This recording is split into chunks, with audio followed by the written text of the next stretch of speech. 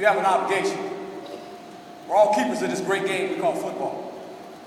Somewhere in your lifetime, you were able to play this game. Some of you, maybe were college players. Maybe a few of you got a pro tryout. Maybe some of you were professional. I don't know that. Most people that play this game, when it starts at the high school level, will never be a professional football player. Most of the kids you coach at high school will never be a Division I player. Understand that. But regardless of where they end up, you're the caretaker of this great game. Don't lose sight of that. You also have this, a whistle. Powerful tool, this whistle. Powerful tool. You own it for a while.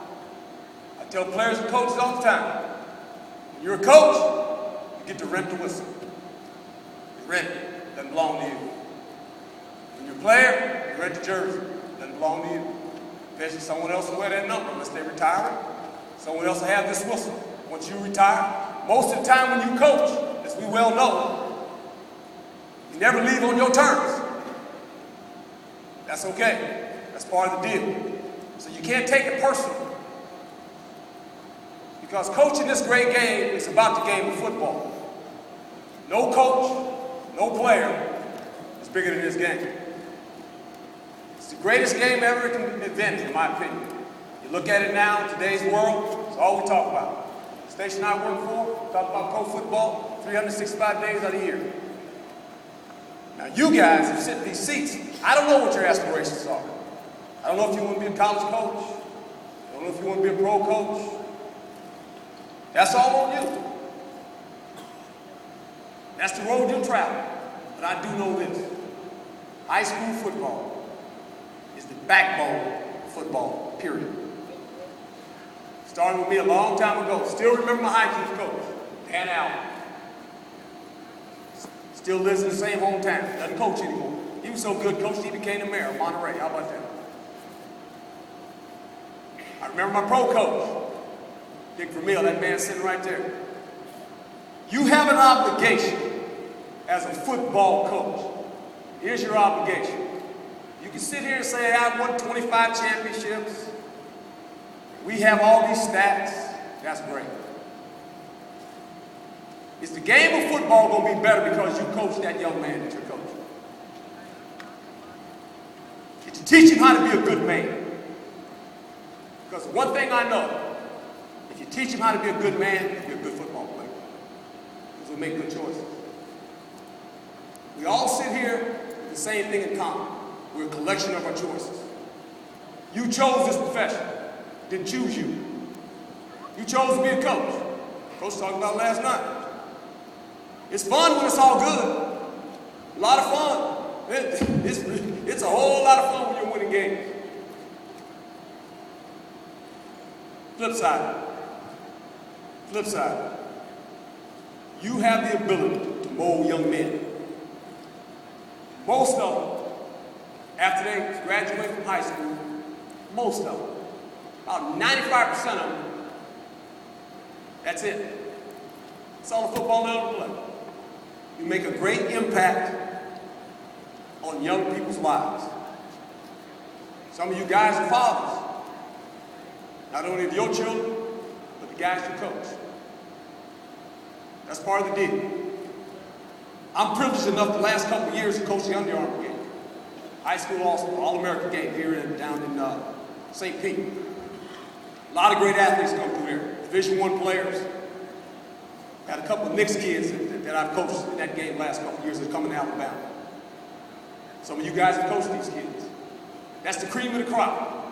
But most of the kids you coach will be the first time they've ever experienced high school football and be the last football they ever played.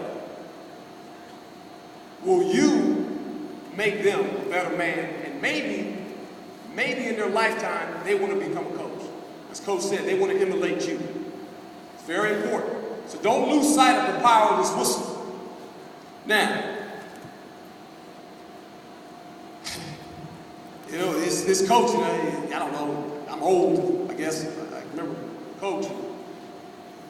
We used to have film, you know. Now everything's on video. You get all this information, you know, lot of coaches, when they stand up on the chalkboards and they can draw it up. Last guy with the chalk's always right. We know that.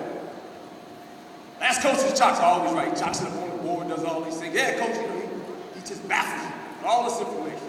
You got video stuff, you can film everything. Last time I checked, man, football, it's real simple, not real difficult. It's really not. On offense, one thing I learned about offense, you can have any kind of offense you want. You can say it's a system, you can say I got this, I got that. I don't know what offense is. The only way you give the opponent the ball, you kick it. Just remember that. The only way the opponent gets the ball is you kick it to him. Just kick it to him. Whether you score after a touchdown, whether you punt it to him, whether you kick a field goal, just kick it to him. That's what you do on offense. You can call your system whatever you want to do. But if you just kick it to him every time, you're in good shape. On defense, real simple. Real simple on defense, man. You got to tackle. You got to tackle. Don't tell me about your system. You need courage. You have to tackle. And next thing, take the ball away. You do that, you'll win a lot of football games. Easier said than done. Because we get caught up in this. Well, I got this system. And I want to run this, and I want to run that. Let me tell you something. You better teach them the fundamentals of football. Real simple. Blocking, running, throwing, catching, tackling, kicking. It's great to have a system, but the problem we all have, whether it's high school level, college level, professional level, KYP. You know what that means? Know your personnel. KYP, man, know your personnel. Your personnel will dictate what you want to do. Now, if you're stubborn, if you're a stubborn coach and say, I want to run this system, you'll go to practice today, and you'll watch these guys in Alabama, and you'll say, I want to run that. Okay. That's great. When you go to practice, you don't have any of those players. Last time I checked. You might have one, but you don't have a team of them. KYP, know your personnel. That's your job. Your job is this, real simple. Don't allow a player to fail. Don't allow him to fail. I had a guy when I was in Kansas City, named was Dale Carter, first round pick, out of Tennessee. Drafted him. He was a safety in Tennessee. I can remember a conversation with Marty. Marty said he can't play safety. So he's gonna play corner. I said, no, he can't. He's gonna play corner, Marty. Bump and run. That's what he can do. So we get Dale, we get him. All of a sudden he's in camp. We got all these coverages, you know. Motion over here, we want to change the coverage. Smoke coming out that guy's out. First round pick. Best athlete ever coached. Best athlete ever coached, guys. Unbelievable. Competitor, love football. Love football.